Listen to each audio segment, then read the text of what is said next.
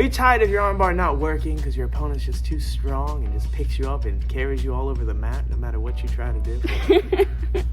Well, I got the answer for you.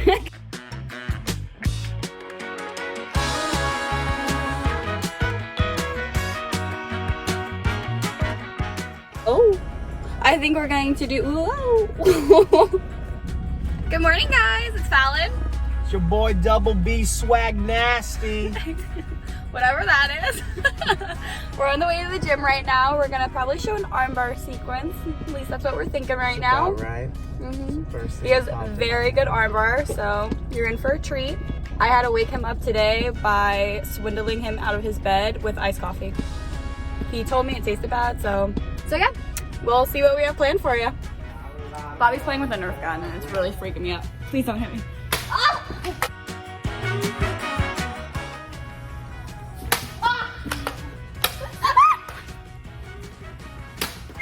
That almost hit my face. Oh, like that hit my face. Hi guys, welcome back to our channel. We're the Furtones, and today we're going to be showing an armbar from Nat. Let's get to it. 1, 2, 3. Hush! All right, so to start the position, we're gonna start in the mount, and what I like to do is I like to use the mount to start climbing my opponent's body to get double underhooks, and then I'm gonna be using the double underhooks to sit the S mount and then finish an armbar while staying seated on top. So I'm here, I'm in this position. What I like to do is I'm gonna go chest on chest, right? I bring one hand underneath my opponent's head, and I'm gonna start looking to open up the elbows and go for an underhook. So my right hand's gonna come under, I'm gonna start walking using my hands. I'm always gonna go finger to palm, walking the arm as close as I can to my opponent's head. Once I get her bicep touching her ear, I take my fingers and I'm gonna grab the side of the face like this. So I have one underhook. Once I have that one underhook, my second arm is gonna come underneath and I'm gonna start opening this up as well. So from here and from this position, I wanna lock my hands together using a gable grip or using an S grip. And I'm gonna use my chest to start sliding her arms over her face. So I start sliding with my chest, I keep walking these arms. You'll see that when I keep walking my arms forward, her arms are basically going to form an X, okay? As the arms form an X, I'm gonna also take my feet, placing them in my opponent's hips, and start sliding my knees up, forming more of like a high mount. So my hips are no longer on her hips, my hips are more on the chest. From this position, I'm gonna go in to collect the arm. I'm gonna always grab my opponent's tricep and I wanna shave the face with my own form. So this collection sequence is very important. When I'm here, I grab her tricep with my underarm, and I'm gonna post my hand on the floor and I'm gonna start shaving the face with my form, keeping both arms collected. Once I have both arms collected, I bring whatever hand is on the floor, my same side knee, it's gonna go all the way up to the top of my opponent's face, and my right leg is going to swing underneath my opponent's armpit. So I have my heel touching the knee, and I'm gonna get up on my toes, putting all of my weight onto my opponent's chest. From this position, since her arms are crossed, she's not gonna be able to grab her hands together because I'm keeping them closed. My left hand is just gonna scoop, I collect my elbow to my opponent's wrist, my right hand is gonna let go, I post on the mat, I lean all of my weight onto my opponent, and I'm going to bring my knee over the face, thrust my hips and finish, or throw my leg all the way over, thrust my hips and finish. Terrible, right? It's very heavy. That's tight. It's a very, very heavy, very tight position, and they can't do anything to defend it because their arms are already crossed. All right, so now from this angle, just so you can kind of see a little better, I just wanted you to see how I grab the arms from the top. It's gonna be the exact same way like I'm here. As you can see, I'm seated in the mount. We're hip to hip. I need to get my hips to the chest for me to sit in the S mount, but look, her elbows are in the way. So I need to start walking and moving these elbows up. And the way I do that is I slowly take my time and I go underhook, underhook, all right? So from here, I'm gonna go chest on chest and head control, so I can start driving pressure, right? I'm gonna take my right hand, I start scooping underneath the elbow like so. I put my palm and my elbow, my forearm on the mat, I'm gonna start walking. The more that I walk, the more I'm gonna start collecting that arm and bringing her bicep to her ear. Once I have that position, my right hand is gonna grab my opponent's head, gonna grab the skull. So now if she tries to bring this arm back, it's stuck. She cannot do it. Now I'm just gonna do the same thing with my left hand on the other side. I scoop underneath, I start walking, and I'm gonna make sure that I pin both of the arms, both of the biceps to the head.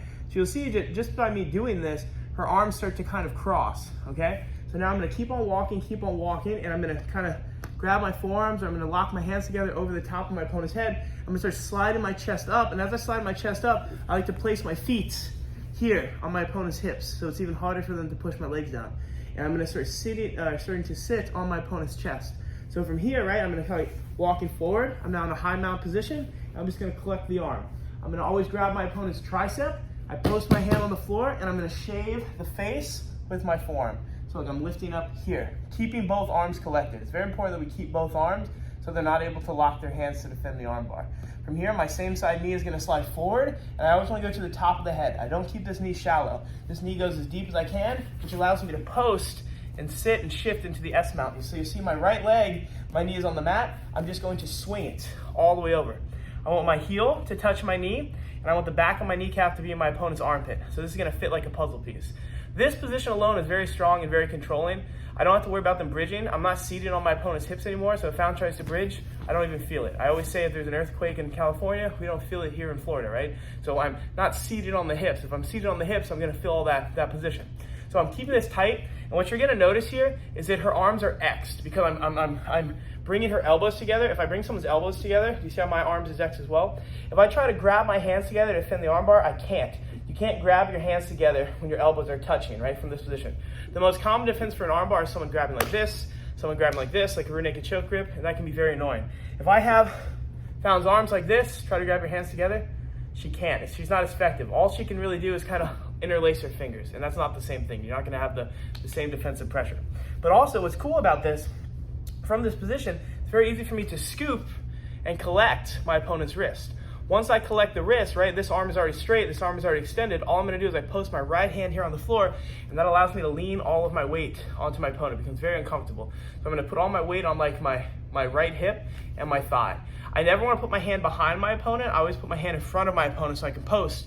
The more that I lean forward and the more that I lean toward the legs, the heavier I'm going to feel. And that's also gonna bring the arm with me and keep it straight. So my hand comes up to my shoulder, my hand goes to the floor, and as I lean, look, my knee is gonna pass over the face. I pinch my knees nice and tight, I shoot my hips forward, and I arch my back.